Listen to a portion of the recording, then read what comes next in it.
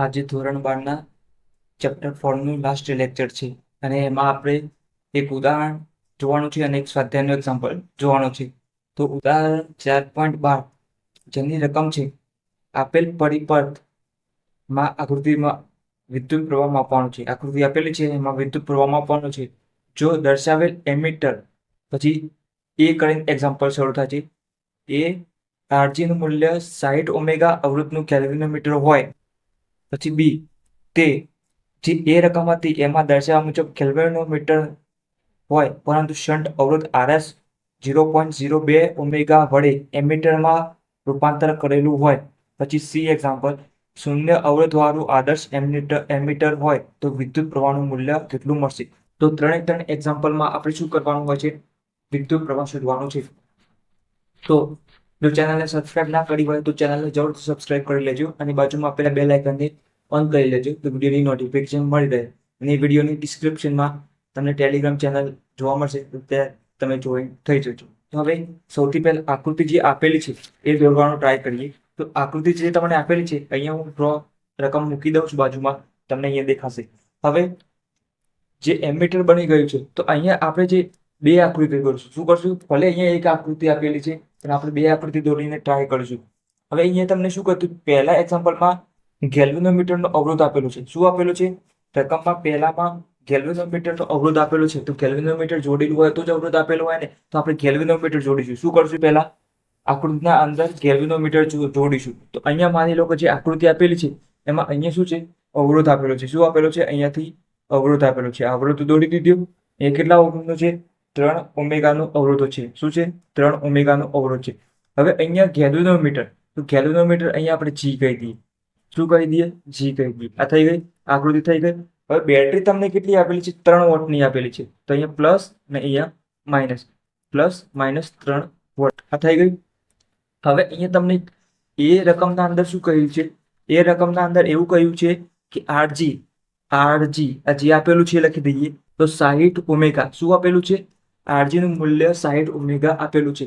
અને આપણું આગળનું લેક્ચર જે ગેલ્વેનોમીટરનું છે એના અંદર આપણે જોયું હતું કે ગેલ્વેનોમીટર અવરોધ જોડેલું હોય, અહીંયા ગેલ્વેનોમીટર જોડેલું હોય તો તમે શ્રેણીમાં હોય તો અવરોધોનો કુલ અવરોધ શોધવો મળે. આ સર્કિટનો કુલ અવરોધ શોધવો હોય તમારે તો શું કરવું પડે, કુલ અવરોધ એટલે સમતુલ્ય અવરોધ શોધવો હોય તો અવરોધનો સરવાળો કરવો પડે. તો અહીંયા 60 ઓમેગાનું ગેલ્વેનોમીટર છે. હવે તમારે અહીંયા શું કીધું છે, વિદ્યુત પ્રવાહ માટે આપણે સર્કિટનો કુલ અવરોધ શોધવો પડે. તો આપણે શું કરીએ, કુલ અવરોધ, સર્કિટનો કુલ અવરોધ એને આર ઇક્યુ કહી દઈએ છીએ. શું કહી દઈએ છીએ, R Q is equal to શું થશે, આ અવરોધ. આને આપણે શું નામ આપી દઈએ, ખાલી આર આપી દઈએ છીએ. શું લખી દઈએ છીએ, આર. આ થઈ ગયું. તો આર પ્લસ આર જી આ ગેલ્વેનોમીટરનો અવરોધ થઈ ગયો. બંનેનો સરવાળો કરો તો શું થાય, 3 પ્લસ 60 તો કેટલો થઈ ગયો, 63 ઓમેગા થઈ ગયો. કેટલો થઈ ગયો, કુલ અવરોધ 63 ઓમેગા થઈ ગયો આ સર્કિટનું. હજી હાલ ગેલ્વેનોમીટર જ જોડેલું છે. હવે બીજું ગણશું, ત્રીજું ગણશું, જેના અંદર બદલાય છે થોડું ઘણું. તો હવે અહીંયા 63 ઓમેગા થઈ ગયું. હવે આપણે તો શું શોધવાનું છે, દરેક એક્ઝામ્પલમાં આપણે શું શોધવાનું છે, એબીસી 3 અંદર તો વિદ્યુત પ્રવાહ શોધવાનું છે. શું કરવાનું, વિદ્યુત પ્રવાહ આઈ શોધવાનું છે. તો હવે આપણને સૂત્ર ખબર છે, વિદ્યુત પ્રવાહનું સૂત્ર શું છે, V I is equal to V upon R ઇક્યુ. આ થઈ ગયું. તો વી નું મૂલ્ય શું છે, 3 છે, 3 અને આર ઇક્યુ કેટલા આવે, 63. તો 3/63. તો આઈ ઇઝ ઇક્વલ ટુ શું મળશે તમને, તો આઈ ઇઝ ઇક્વલ ટુ 3/63. કેલ્ક્યુલેટરની મદદથી આપણે ભાગાકાર કરી લેવાનો. તો 3/63 કેટલા થયા, 0.047. 0.047. તો અહીંયા તમારે મૂલ્ય કેટલું મળે, 0.047 એમ્પિયર. શું મળે, 0.047 એમ્પિયર. આ એ ભાગ તમારો પૂરો થઈ ગયો. શું થઈ ગયો, એ ભાગ પૂરો થઈ ગયો. હવે તમારે જે બી એક્ઝામ્પલ ગણવાનું છે, બી એક્ઝામ્પલ, તો એના અંદર તમને શું આપેલું છે, શન્ટનો અવરોધ આપેલો છે. આ બધું સેમ. હવે શન્ટ અવરોધ આપેલો હોય તો શન્ટ અવરોધ શું છે, શન્ટ અવરોધ આપણને મૂલ્ય આપેલું છે 0. અહીંયા લખી દઈએ, શન્ટ અવરોધ RS is equal two 0.02 omega. હવે તમને ખબર છે આપણે જ્યારે ગેલ્વેનોમીટર હોય તો ગેલ્વેનોમીટરને આપણે કઈ ગેલ્વેનોમીટરનું એમીટરમાં કરવું હોય તો સમાંતરમાં જોડવું પડે અને વોલ્ટમીટર બનાવવું હોય તો શ્રેણીમાં જોડવું પડે. તો અહીંયા તમારે હવે અહીંયા સમાંતરમાં તમે કોઈ જોડો અવરોધ તો એને જે અવરોધ હોય સમાંતરમાં તમે ગેલ્વેનોમીટરને જે સમાંતર અવરોધ જોડો એ શું હોય? સમાંતર અવરોધ જોડે એ અવરોધ હોય એને આપણે શું કહીશું? શન્ટ કહીશું. તો હવે અહીંયા તમારે આકૃતિ આના ફરીથી ડ્રો કરવી પડશે. તો અહીંયા આપણે એક સામાન્ય આકૃતિ ડ્રો કરી દઈએ છીએ. અહીંયા આ 3 વોટની બેટરી છે. હવે અહીંયાથી કશું શું નહીં ઉપર અહીંયા અવરોધ છે. કેટલો છે? 3 ઓમેગા. ત્યાર પછી અહીંયા તમારે ગેલ્વેનોમીટર જોડેલું છે. શું કરેલું છે? ગેલ્વેનોમીટર. એનો અવરોધ કેટલો છે? ગેલ્વેનોમીટરનો અવરોધ આપણને ખબર છે અહીંયા કેટલો 60 આપેલો છે. તો આ 60 ઓમેગા થઈ ગયો. પણ એ શન્ટ આપેલો છે. તો આપણે જ્યારે ગેલ્વેનોમીટરને ફરીથી કહું છું, જ્યારે ગેલ્વેનોમીટરને એમીટરમાં કન્વર્ટ કરીએ ત્યારે શન્ટ અવરોધ મળે. અહીંયા તમારે હવે અહીંયા જો લખેલું છે વળી એમીટરમાં રૂપાંતર કરેલું છે. તો જ્યારે એમીટરમાં રૂપાંતર કરેલું હોય શેના અંદર? એમીટરમાં રૂપાંતર આવું રકમમાં આપેલું છે. આવું ખાસ અંડરલાઈન કરી દેવાનું. અહીંયા એમીટરમાં રૂપાંતર એટલે ખબર પડી ગઈ. તમે એમીટરમાં રૂપાંતરણ હોય તો તમારે જે અવરોધ જોડેલો હોય શામાં જોડેલો હોય? આર સમાંતર. શું હોય? આર સમાંતર. આર સમાંતર એ જ તમારો શું છે? શન્ટ અવરોધ. તો અહીંયાથી તમે આ સમાંતર અહીંયાથી જોડી નાખવાના. બંને છેડા ભેગા થઈને 1 ગેલ્વેનોમીટર. આ બંને છેડા ભેગા થઈને 1 ગેલ્વેનોમીટર. તો અહીંયા જે અવરોધ છે એને આપણે શું કહ્યું? Shunt RS. તો આરએસ નું મૂલ્ય આપેલું છે. આ થઈ ગયું. હવે તમને ખબર છે કે જ્યારે અવરોધ આ જે ટોપિક હતો તમારો અવરોધનું શ્રેણી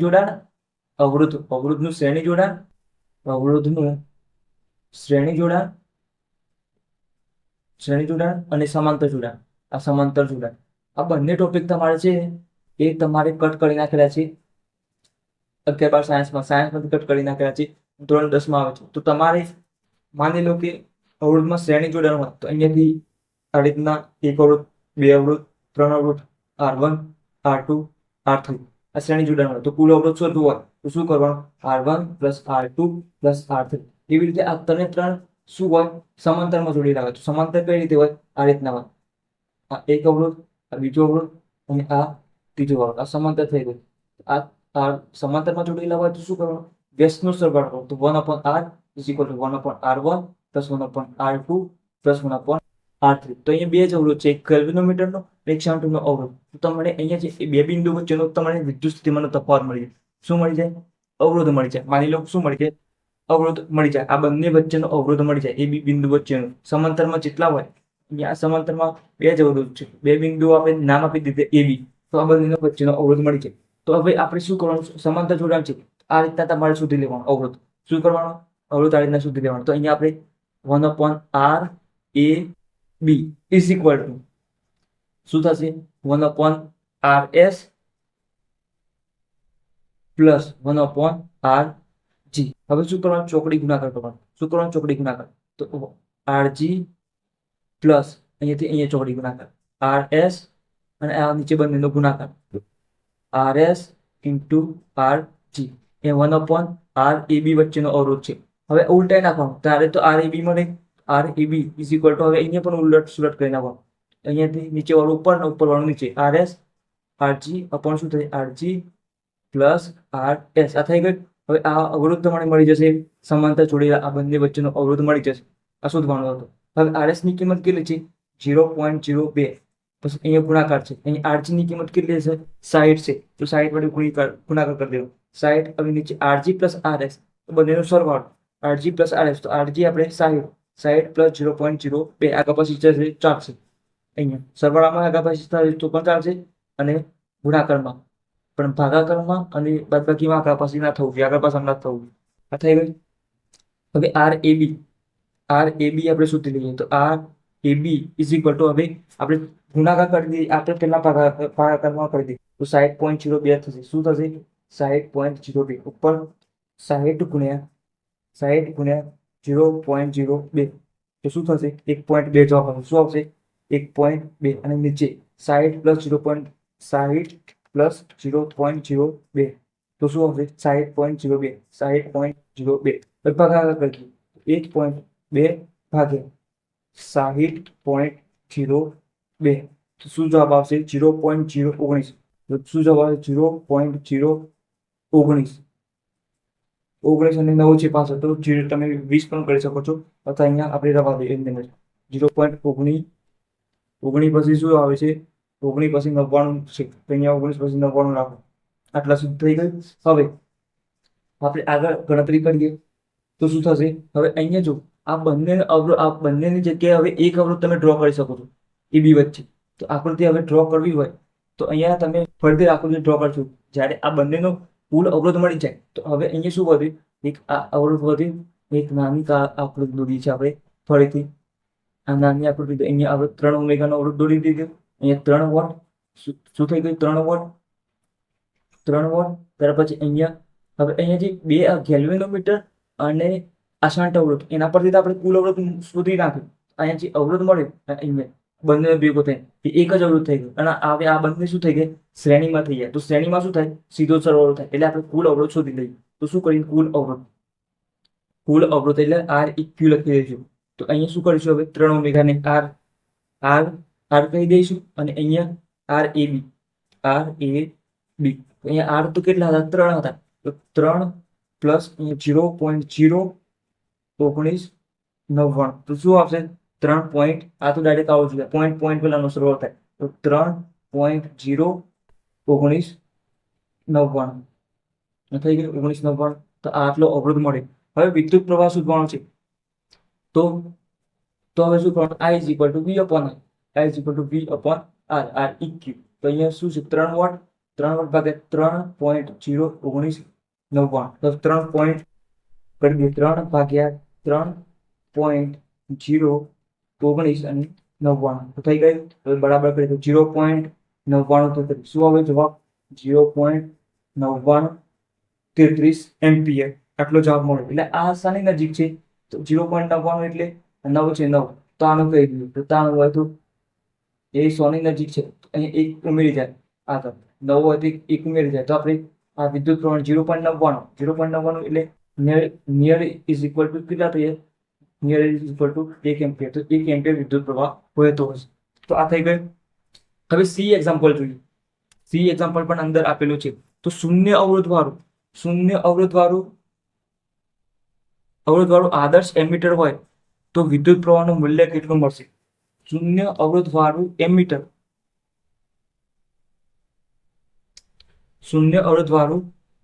તો હવે અહીંયા શું કર્યું છે? એમીટર શૂન્ય અવરોધ વાળું આદર્શ એમીટર.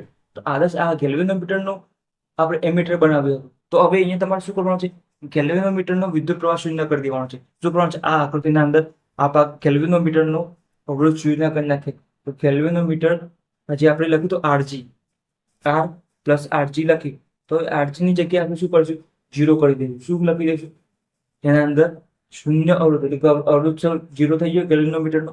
તો હવે આર ઇક્યુ શું વધ્યા? આર ઇક્યુ પ્લસ આના દાખલા કરવાનો છે. R plus R G. તો અહીંયા તો 3 પ્લસ 0 તો શું થઈ ગયું? 3 થઈ ગયું. હવે વિદ્યુત પ્રવાહ શોધવાનો છે. તો V અપોન આર. એટલે V ની કિંમત તો 3 છે અને આ અવરોધ મળ્યો એને 3. તમને કેટલો એમ્પિયર વિદ્યુત પ્રવાહ મળે? 1 એમ્પિયર વિદ્યુત પ્રવાહ મળે. તો આ એકદમ ઇઝી એક્ઝામ્પલ છે. ખાલી તમારે આજે બી એક્ઝામ્પલ ગણ્યું આપણે.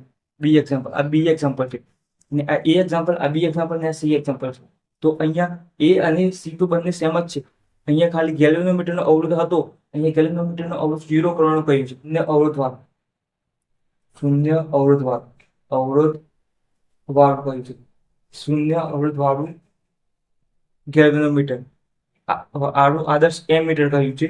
શૂન્ય અવરોધ વાળું આદર્શ એમીટર એટલે અહીંયા ગેલ્વેનોમીટરનો અવરોધ શૂન્ય કરવાનો છે. શું કરવાનું છે? ગેલ્વેનોમીટરનો અવરોધ શૂન્ય કરવાનો છે. હવે આગળનું એક્ઝામ્પલ જોઈએ. સ્વાધ્યાયનું 4.10. બે ચલિત ગુંચરાવાળા મીટરો M1 અને M2 ની વિગતો આ મુજબ છે. નીચે આપેલું છે. R1 ની કિંમત 10 ઓમેગા, N1 બરાબર 30, A1 બરાબર 3.6 ગુણ્યા 10 - 3 metre square, B1 is equal to 0.25 tesla. R2 ની કિંમત આપે છે, N2 ની કિંમત આપે છે, A2 ની કિંમત આપે છે, B2 ની કિંમત આપે છે. બંને મીટરો માટે સ્પ્રિંગ અચળાંક સરખા છે. સ્પ્રિંગ અચળાંક આપેલી દે તો K, એ પણ બંને માટે સમાન છે. તો K કાઢી દેવાના. K1 K2. M1 અને M2 અને M1 ના A વિદ્યુત પ્રવાહ સંવેદિતાનો ગુણોત્તર અને B વોલ્ટેજ સંવેદિતાનો ગુણોત્તર શોધો. હવે રકમમાં જે ડેટા આપેલો છે સૌથી પહેલા લખી દઈએ. તો મીટર M1 અને મીટર M2 એવું આપેલું છે. તો મીટર M1 એ મીટર કરી દઈએ મીટર M1. M1 માટેનો ડેટા લખી દઈએ અને આ બાજુ M2 માટેનો લખી દઈએ. તો મીટર M1 માટે લખી દઈએ પહેલા. અને R1 આપેલા છે, કેટલા આપેલા છે? 10 ઓમેગા. ત્યાર પછી શું આપેલું છે? N1 આપેલા છે. તો N1 ઇઝ ઇક્વલ ટુ શું આપેલા છે? 30. ત્યાર પછી A1 ઇઝ ઇક્વલ ટુ 3.6 ગુણ્યા 10⁻³ મીટર સ્ક્વેર આપેલા છે. પછી B1 is equal to 0.25 tesla. અને K1 ઇઝ ઇક્વલ ટુ, બંને અચળાંક સમાન છે તો K ધારી લેવાના. ત્યાર પછી મીટર M2 ની R1 બરાબર અહીંયા R2 ધારીશું. અહીંયા R1 ધારેલા છે તો અહીંયા R2 કરી દઈશું. R2 is equal two 14 omega. N2 is equal two 42. આંટાઓની સંખ્યા છે અંદર ગુંજરાના. ત્યાર પછી A2 is equal two 1.8. A2 is equal two 1.8 ગુણ્યા 10⁻³ મીટર સ્ક્વેર. ત્યાર પછી B2 is equal two 0.50 tesla. અને K2 is equal two K. તો અહીંયા K2 ની કિંમત કેટલી થશે? K2 is equal two K થશે બંને માટે. હવે તમને અહીંયા શું શોધવાનું કીધું છે? પ્રવાહ સંવેદિતા. એ પહેલું એક્ઝામ્પલ છે, એને આપણે શું કરીશું? પ્રવાહ સંવેદિતા શોધો. અને બીજા માટે વોલ્ટેજ સંવેદિતા. તો પ્રવાહ સંવેદિતા તો આ તમને ખબર છે. શું મેં તમને યાદ રાખવાનું કીધું હતું? બંધ કે થઈ ગયું. બંધ કે યાદ રાખવાનું કીધું હતું. અને અહીંયા અપોન I શું કીધું હતું? બંધ કે. અહીંયા પ્રવાહ સંવેદિતાના અંદર. હવે તમને ખબર છે કે અહીંયા તમારે આ શોધવાનું છે. તો પહેલા આપણે આ શોધી લઈએ. તો હવે અહીંયા M2 માટે લખવાનું છે એક વખત, ને એક વખત M1 માટે લખવાનું છે. અને બંનેનું શું કરવાનું છે? ગુણોત્તર લેવાનો છે પ્રવાહ સંવેદિતા. તો અહીંયા આપણે જે પ્રવાહ સંવેદિતા 5/I છે એને આપણે ધારી લેવું પડશે. તો અહીંયા આ શું છે? પ્રવાહ સંવેદિતા. તો પ્રવાહ છે તો અહીંયા I ધારી લઈએ. અને અહીંયા સંવેદિતા સેન્સિટિવિટી તો S ધારી લઈએ. શું કરી દઈએ? આખા ભાગની શું ધારી લઈએ? IS ધારી લઈએ. તો IS ઇઝ ઇક્વલ ટુ હવે શું થશે? 1/K. આ થઈ ગયું. હવે આપણે એક વખત M2 માટે લખવાનું છે, અને એક વખત M2 માટે લખવાનું, અને એક વખત શેના માટે લખવાનું? મીટર M2 માટે અને મીટર M1 માટે. તો અહીંયા આપણે મીટર M2 માટે લખીએ. શું લખીએ? M2 માટે. M2 માટે લખીએ તો અહીંયા શું થશે? IS2 is equal two B2 A2 N2.